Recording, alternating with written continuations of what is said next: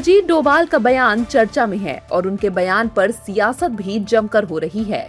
दरअसल शनिवार को महाराष्ट्र के पुणे में एक कार्यक्रम के दौरान राष्ट्रीय सुरक्षा सलाहकार अजीत डोभाल ने दिल्ली के जंतर मंतर पर हुए प्रदर्शन को लेकर अपनी प्रतिक्रिया दी।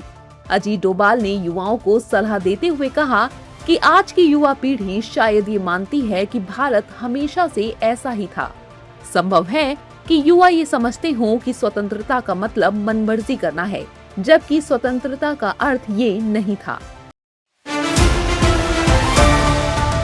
दिल्ली में पूर्णिया से सांसद पप्पू यादव के सरकारी आवास पर हमला हुआ। ये हमला तब हुआ जब सांसद पप्पू यादव प्रेस कॉन्फ्रेंस कर रहे थे। प्रेस कॉन्फ्रेंस के दौरान 2 लोगों द्वारा चप्पल फेंकने और धारदार हथियार से हमला करने की कोशिश का आरोप लगाया गया है। घटना के बाद दोनों आरोपियों को पकड़कर पुलिस के हवाले कर दिया गया। कुछ देर तक वहां अफरा तफरी का माहौल बना रहा, जिसके बाद पुलिस ने मौके पर पहुंचकर आरोपियों को हिरासत में ले लिया। घटना के बाद पप्पू यादव ने कहा कि अगर आज जनता न होती तो शायद हम मारे जाते।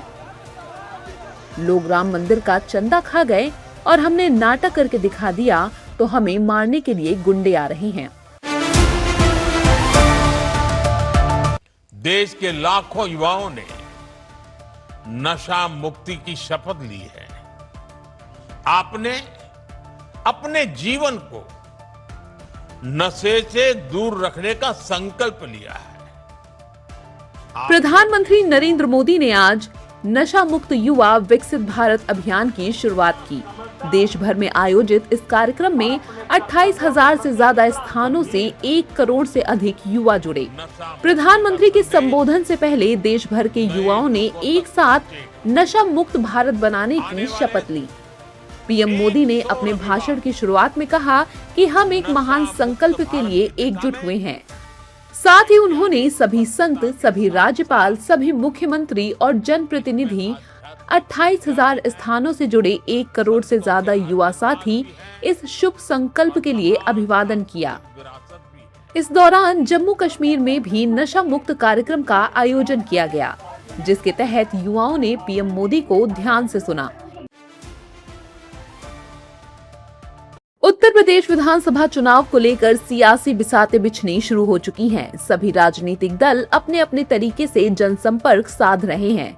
मीटिंग रूम से लेकर जनसभाओं तक में एक एक कर राजनीतिक दांव चले जा रहे हैं। खुले मंच से गठबंधन का प्रस्ताव भी दिया जा रहा है, तो बंद कमरे से उन प्रस्तावों पर बात भी हो रही है। इस बार के यूपी चुनाव में AIMIM पूरी दमखम दिखाती नजर आ रही है। छात्रों के प्रदर्शन के बाद अब E20 को लेकर बड़ा आंदोलन होने वाला है। ये आंदोलन आप प्रमुख अरविंद केजरीवाल करने जा रहे हैं। शनिवार को अरविंद केजरीवाल ने दिल्ली के कॉन्स्टिट्यूशनल क्लब में national town hall against E20 कार्यक्रम को संबोधित किया। इस दौरान अरविंद केजरीवाल ने कहा कि वो केंद्र सरकार की E20 यानी 20% एथेनॉल मिश्रित पेट्रोल नीति के खिलाफ राष्ट्रीय स्तर पर अभियान शुरू करने वाले हैं। उनका दावा है कि इस अभियान के तहत 2 लाख से अधिक लोगों ने ऑनलाइन याचिका पर हस्ताक्षर किए हैं और 4 अगस्त 2026 को प्रधानमंत्री आवास तक मार्च निकाला जाएगा।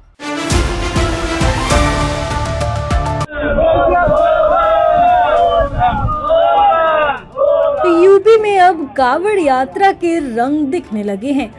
सड़कों से लेकर घाटों तक शिव भक्तों के बम बम भोले की गूंज है। यूपी सरकार की तैयारियां देखकर कांवड़ियों का जोश भी हाई हो गया है। वहीं पुलिस प्रशासन भी पूरी तरह से अलर्ट नजर आ रही है।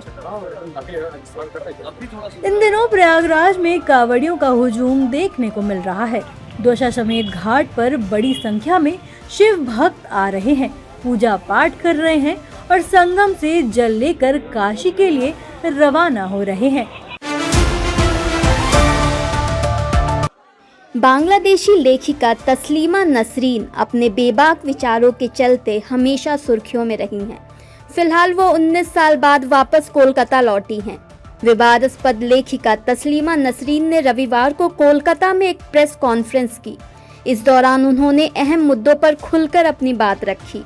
इस दौरान तस्लीमा ने बांग्लादेश में महिलाओं और हिंदुओं पर हो रहे अत्याचार के बारे में भी बताया।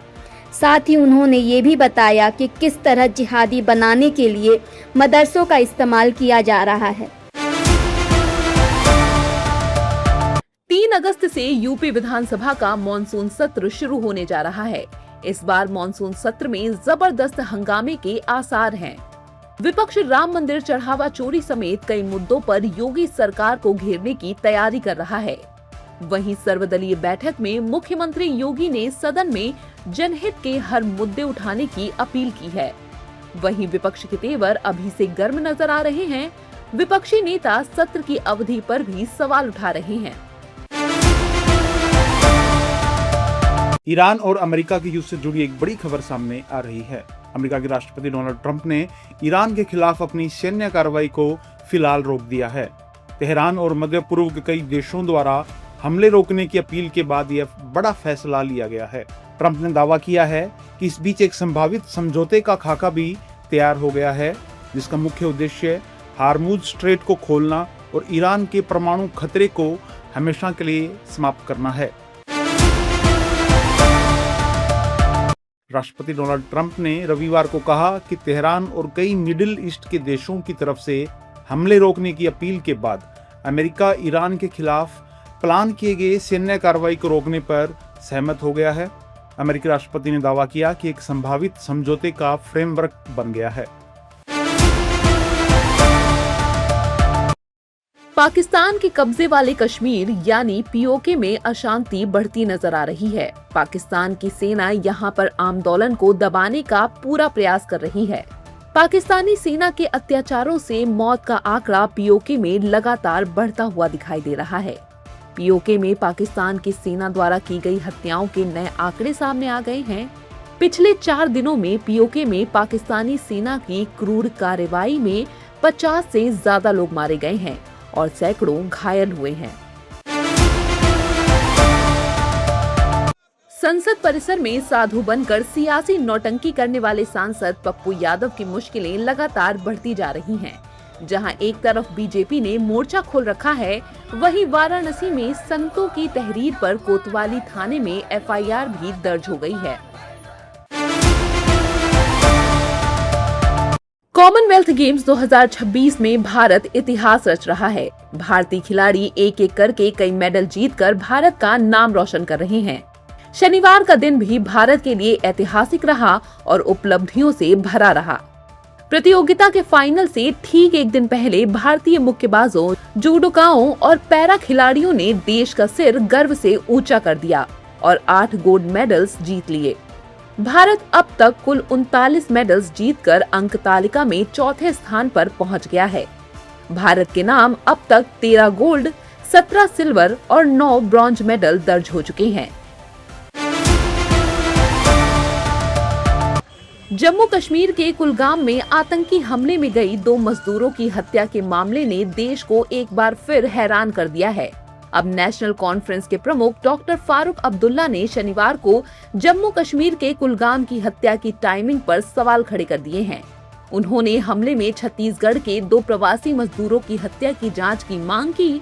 इस दौरान फारूक अब्दुल्ला ने कहा कि जब भी उनकी पार्टी राज्य का दर्जा बहाल करने की मांग करती है तो ऐसी घटनाएं क्यों होती हैं? झारखंड की यही खासियत है कि इसमें धांधली होगी। इस्तीफा दे दिया उन्होंने, तो क्या आपको लगता है कि आप इस्तीफा दे करके बच जाएंगे? हेमंत सोरेन जी जेपीएससी का जे बोलने तक के लिए तैयार नहीं। जेन ज़ी एक बार फिर सड़कों पर उतर आए हैं।